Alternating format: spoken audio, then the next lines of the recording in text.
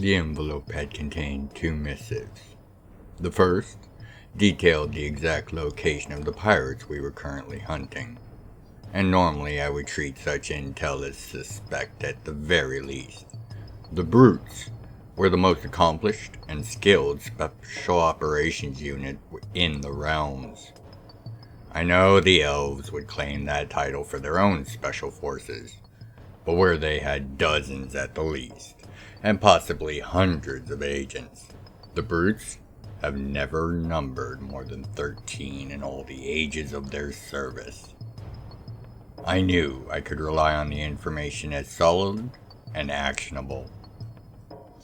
The second was an introduction and contact information for an NLR technical specialist, as well as the relevant information as to the resources that were allocated to him for the purposes of finishing the secondary systems, as well as the main cannon for my suit. This at last forced me to try and explain to the unit that the suit currently in the suit bay was in fact at least the reforged remains of the suit we'd collectively spent centuries designing and building. The only original components from that suit were the power plant and the mech mind. Everything else, from the frame and outer shell to the internal motive and control systems, had either been rebuilt or replaced. Someone had taken the suit we had worked on for ages and upgraded or improved on the materials and techniques therein to a degree that was awe-inspiring, if not a bit worrying. However, as the original suit had not had any of the advanced systems installed on it when it was lost, they were also apparently lacking in its current iteration.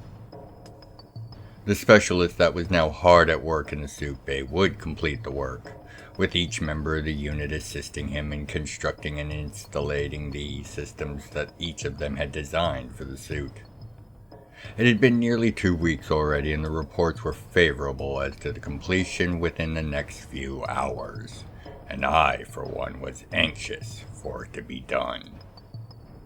I had not been to the bay, nor had I met with the specialist at any point since his arrival, and I was not interested in doing so until his work was done. As each of the systems that were added were designs of the unit, I had no fear that they would be anything less than exceptional works of skill and artistry. As I finished going over the known information as to the pirates' base system, slightly annoyed as to the lack of solid information, as the system in question had not been detailed by the Pathbreaker Corps, Navi chimed in to inform me the work had been done and my presence was requested. Confirmed, Navi. Have Nada clear the bay of anyone who is not him or our guest. I didn't want to extend the NLR's unavoidable explanation and demonstration, with members of the unit piping up every 5 seconds with a question or snarky rejoinder. And I will be there directly. Time to see what they managed to cook up this time. By the 9 and 4, welcome back once more to the library, where today we take a look at those of the Cryterian nation that use their artificial nature to become a potent force for both their nation and the greater realms. These are the Mechers of Cryterian. Of course, as you are no doubt aware of, my perceptive patrons, this will be only an overview and introduction to these powerful and rare individuals within the Crystdon populace.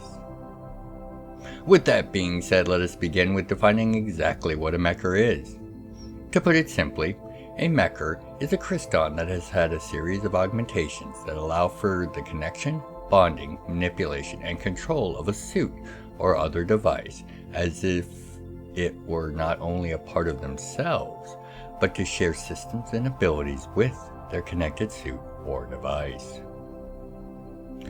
These augmentations come in 2 parts: a series of internal system upgrades and new implants to allow the Crystdon the ability to not only control the suit, but to allow their own internal systems to merge with that of the suit when in action, allowing for a level of performance unattainable otherwise.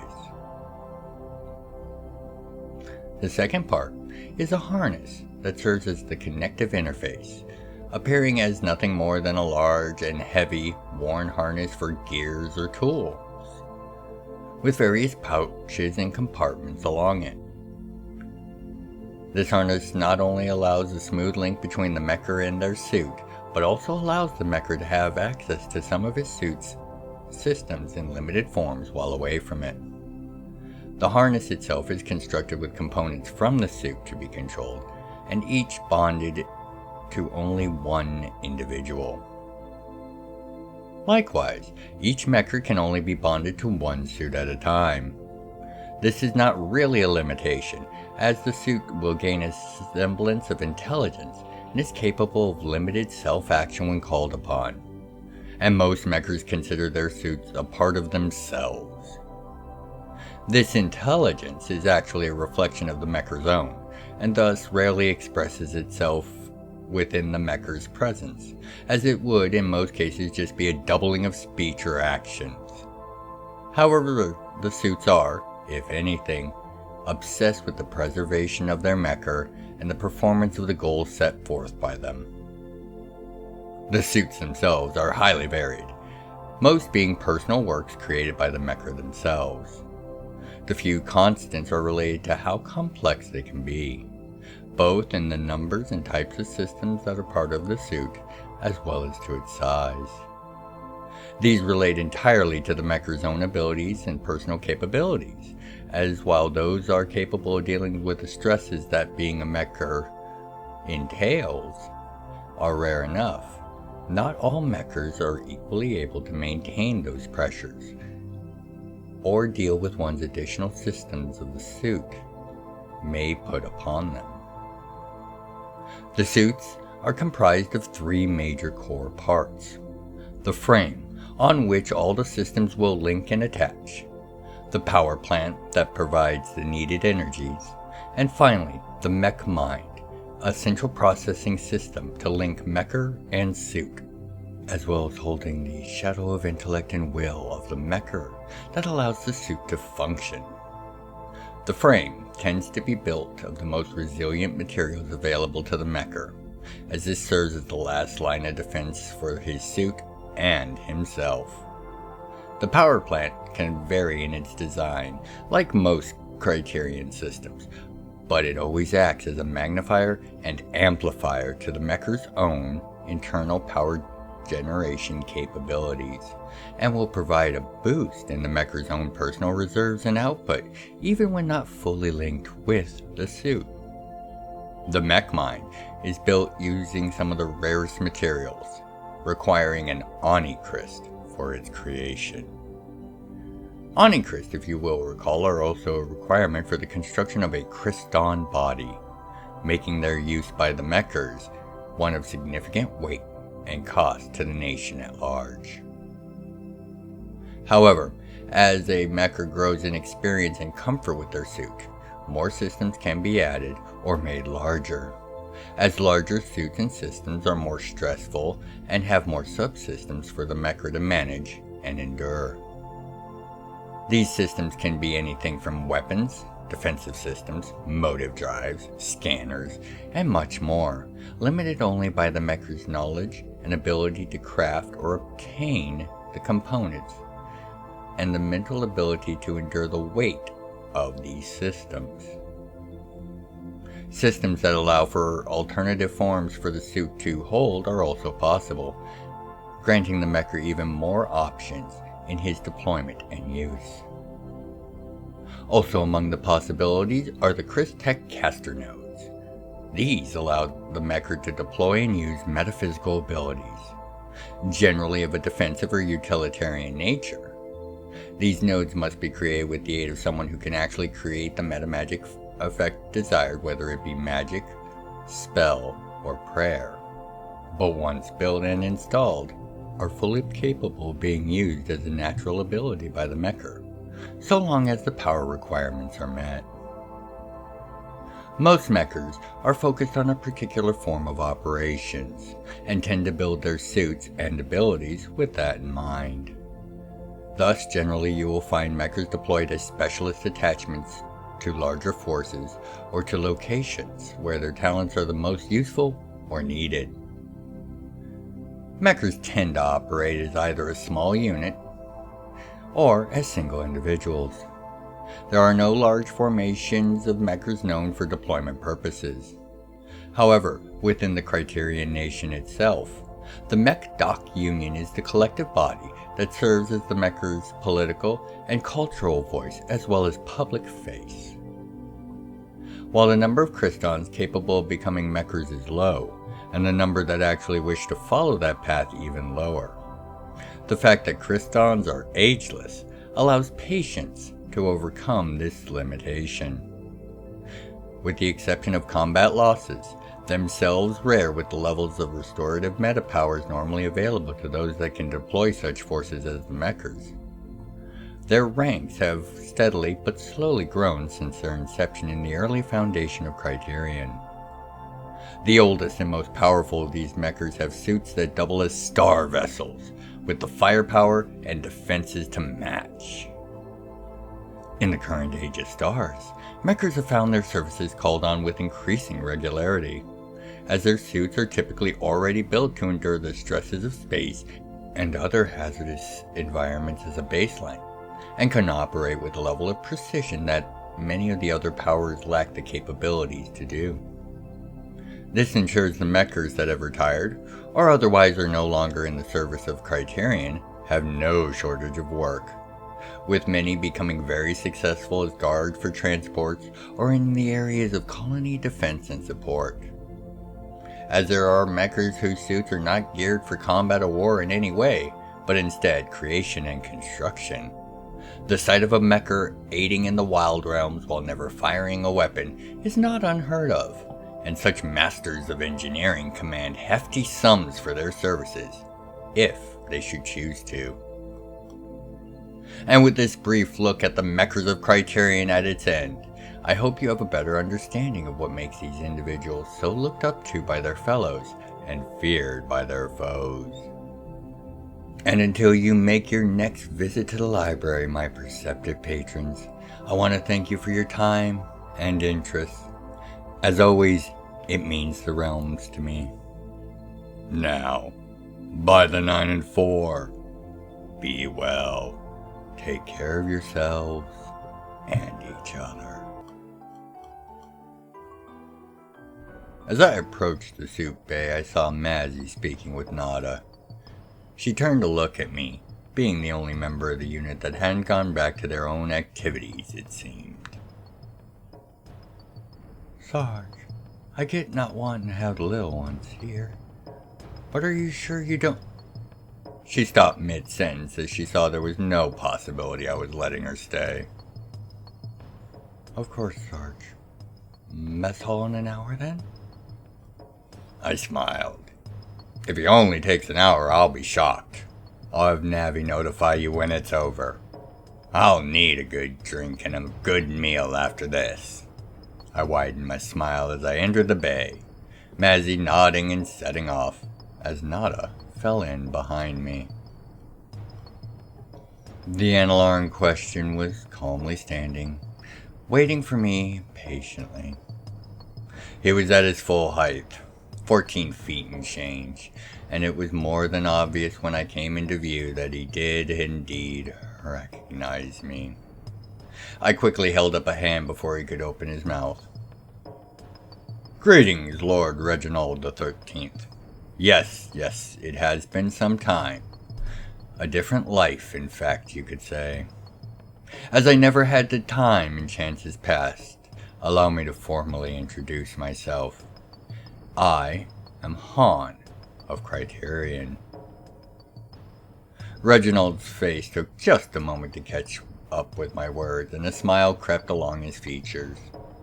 He was of the blessed, those of the elder races born before the wars of feather and scale, and thus seemed to have a quality and power that was lacking in those born in the times after the elders decided to fight each other instead of guiding the realms. Of course, Mr. Hahn. My pleasure to finally have a name to place on the design and construction of this work of art. With that, he began to describe the systems that were now installed. From the advanced sensor and tracking system the captain had designed, to the selections of castronomes that the LT had fashioned, going over the UTSI and Exclusi drones that the little ones designed to provide various functionality in great detail. The weapon system Cassian had designed was on the left arm, covered and protected by a shield that contained not only field generators, but matter creators to create an array of defensive options. He spent some time on the details of the main shoulder cannon, from its extra-dimensional storage to the variety of firing modes and round configurations available. Reginald concluded with a full description of the alternate form that had been a product of most of the unit working together to design and figure out the details of. A sleek starfighter configuration. As he wrapped up, Nada approached with a long cylindrical container that he explained held his contribution to the suit's completion. Opening the container, I was struck silent. The long, 5-foot handle was obviously scaled for the suit's size, and was wide and heavy-looking. The blade, which curled along the length of the container, was a whip-like thing of uncountable edges and points. I knew this weapon, or more precisely, the weapon it was based on, and there was only one of those in existence. And it was with its creator. How? I looked at Nada, trying my best not to sound incredulous. Golden a favor or two. He merely held my gaze with a surety that told me better than any words could. That was all the answer I was going to be getting for right now. 25-foot solid length. Up to 10 times that fully extended.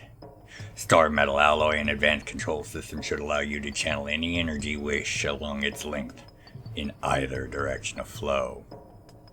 Its name is Starvine, Reaper of the Wicked.